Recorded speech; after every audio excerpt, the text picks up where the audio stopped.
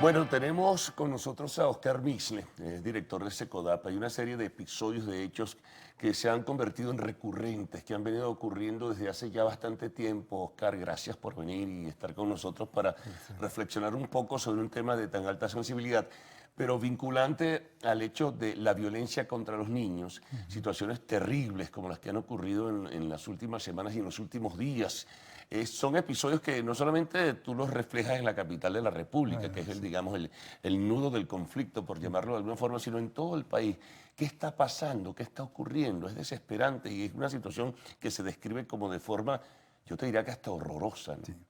Terrible, gracias por la invitación. Terrible cuando tú conviertes la violencia en una forma de relación, de resolución de conflictos. Se va naturalizando, se va haciendo normal que la violencia sirva para agredir, para educar, para corregir.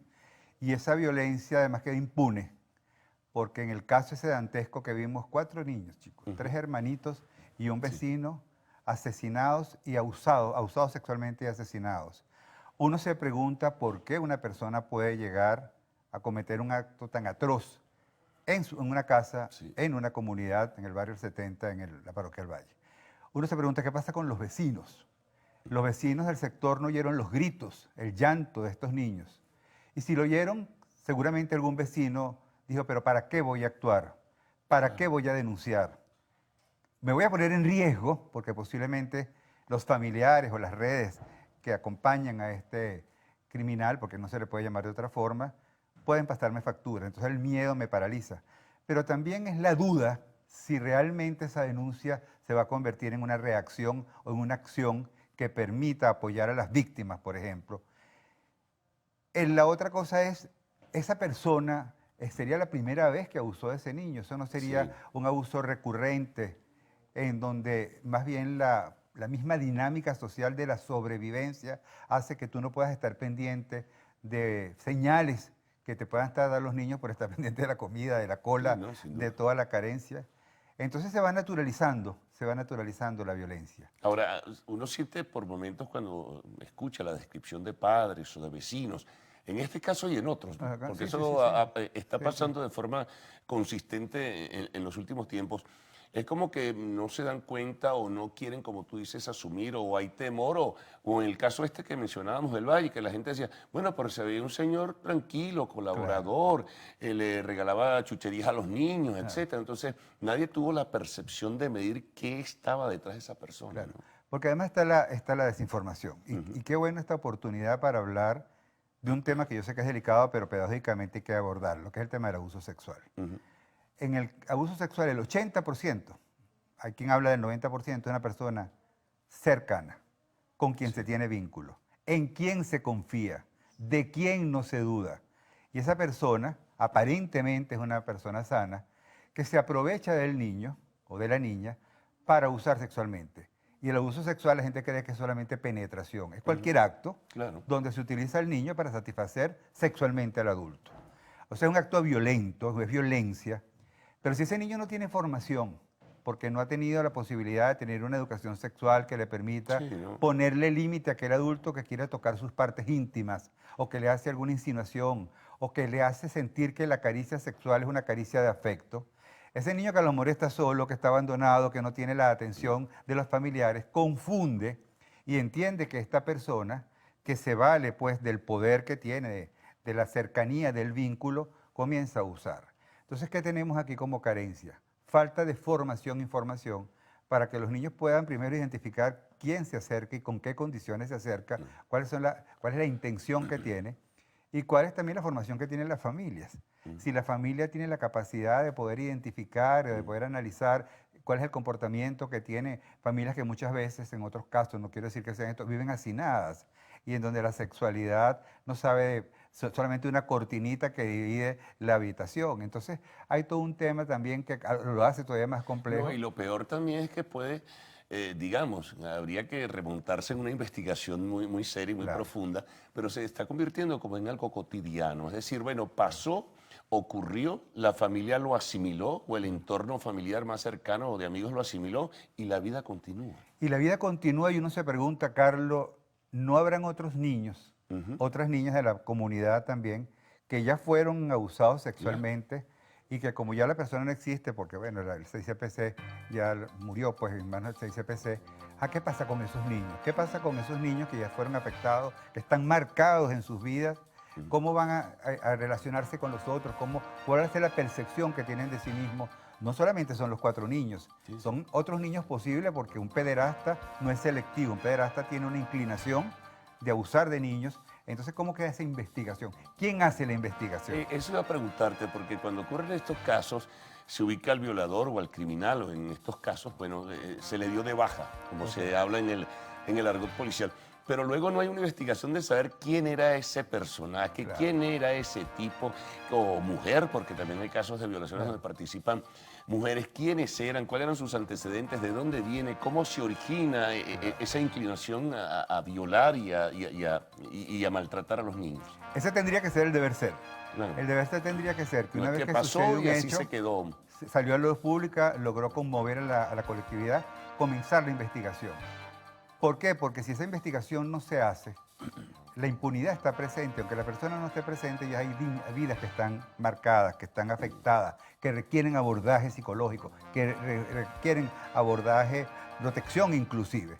Eso no se hace porque tenemos un sistema nacional de protección que está debilitado. Y cuando se desinstitucionaliza el país y la persona tiene desconfianza de ir a los lugares que harían este tipo de investigación, Sí. Ministerio Público, las personas dicen lo que tú escuchas muchas veces en la puerta de la morgue de los familiares. Yo prefiero que sea la justicia divina la que actúe, Sí. porque la justicia terrenal no funciona. No, la justicia terrenal tiene que funcionar. Y la gente tiene que organizarse, la gente tiene que participar, la gente tiene que conocer sus derechos. Ahora, ¿quién los forma? ¿Quién les da las herramientas para que el derecho no se quede solamente en una intención, sino más bien una garantía que yo pueda conseguir a través de las instituciones? Bueno, Oscar, vamos a hacer una pausa y vamos a retomar enseguida el tema. Estamos con Oscar Misle, director de SECODAP.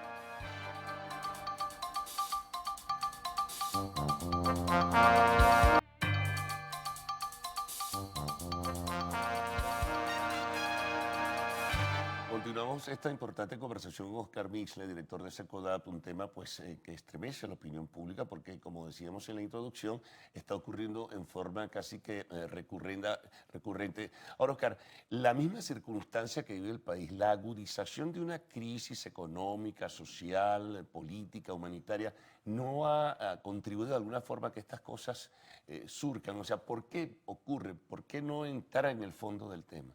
Claro, cuando tú tienes una sociedad debilitada por todas las agresiones, carencia, ausencia de oportunidades, todo el tema de la violencia cotidiana que la vives en todos los sectores y a través de diferentes medios, ¿no?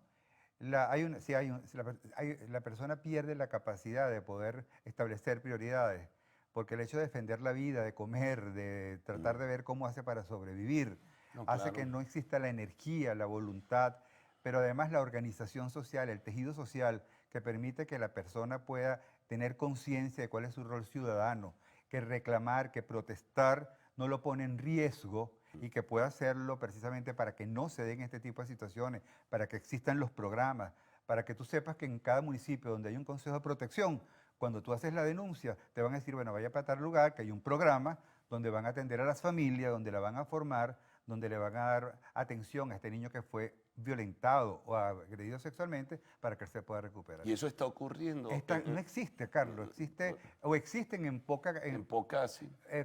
muy poco significativo porque no hay recursos, porque no hay personal preparado, porque también hay migración del Sí. sistema de protección para otras posibilidades que le permitan pues, tener económicamente otras formas de sustento. Entonces se van quedando desprotegidos los niños, porque el sistema de protección es para eso, Sí, claro. para que yo sepa que que la ley no se queda simplemente atrapada en la LOMNA, sino que la LOMNA es el instrumento y es la herramienta que se lleva a la práctica a través de los funcionarios y a través de los programas y las entidades. Entonces, cuando hay desprotección, cuando la familia, hay una cosa que se llama desilusión, desencanto, desesperanza, desconfianza. ¿Cómo hacer? Ese es el trabajo más difícil que le toca a SECODA. Ahora, Ese es el trabajo que tenemos claro. que hacer nosotros. Ahora fíjate, en diversos estamentos sociales, pero en estos casos que vienen ocurriendo, sobre todo en los sectores populares, quizá ese tejido social no se organiza en la propia estructura del barrio, Ajá. bueno, porque la gente, como tú decías, está ocupada en buscar comida, en ver cómo Sí. consigue. Entonces, los niños quedan como desguarnecidos totalmente, no hay quien se ocupe de ellos. Bueno, que sí, la vecina, la tía, la amiga, en fin. Quedan con una situación de abandono. Yo no quisiera criminalizar a la familia de pensar que la familia es mala. ¿Sí? La familia es el producto, es la consecuencia de también una familia abandonada. Sí, es que es Sin, la pol- familia venezolana en sin general. políticas públicas que permitan no solamente garantizar una caja de comida, CLAP, sino que pudiera hacerse un trabajo de seguimiento para ver cómo se utilizan esos alimentos, para ver qué otros requerimientos esa familia necesita, cómo se hace un trabajo con la educación para que a través de los colegios públicos cuenten no solamente con el programa alimentario, donde lo hay, y se puede hacer todo lo que es la formación ciudadana. Sin hablar, cuando estamos hablando de educación ciudadana, y quiero aclararlo, no estoy hablando de proselitismo Sí. político, utilizar la plataforma escolar para ideologizar. Estoy hablando de utilizar la plataforma escolar para formar ciudadanía. En la medida en que tú no sabes cuáles son tus derechos, que no hay instituciones donde tú puedas reclamar y exigir los derechos, donde estés protegido cuando exiges tus derechos, va entrando como una anomia social en donde la gente va dejando y va asumiendo que es normal lo que pasa. Estoy seguro que te pasa a ti, a mí me pasa también, y inclusive en mi propia experiencia, me toca viajar por mi trabajo, y cuando viajo y regreso al lugar donde vivo y donde trabajo, me doy cuenta de una serie de irregularidades Sí, que les he asumido como normal. Para empezar, salir de mi casa y tener cuidado de no caer en un hueco como de un sí. metro porque no hay alcantarilla, en la puerta de mi casa. Ujú. Pero ya eso lo tenía normal, que ya yo sé cuál es la ruta que debo. Sí, Pero para cuando no llego me caer en doy el hueco. cuenta que no está la alcantarilla. O la basura acumulada de días y de semanas en la esquina. Entonces, claro, O que no hay luz, o que no hay o que no agua, hay o agua. que no hay... Te das cuenta de lo que careces. Ujú, Porque, bueno, por ahí dicen que nadie conoce su país hasta que no ha salido de él. ujú.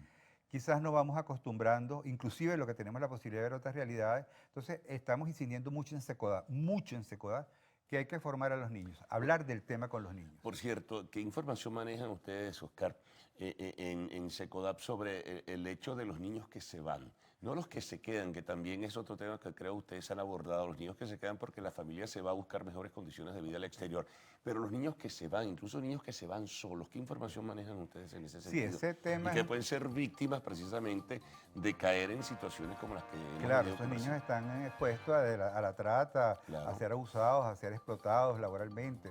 Esos niños que se van, que se van en otras condiciones, que se van acompañados, tampoco tienen un sistema de acompañamiento en los duelos, porque el que se va vive un duelo igual al que se queda. claro. ¿Por qué? Y es desgarrador cuando tenemos la consulta en Secodá, por ejemplo, de las abuelas que van Ujú. porque quieren ver de qué manera pueden mantener el vínculo con el nieto, porque sienten que por la edad no lo van a poder ver.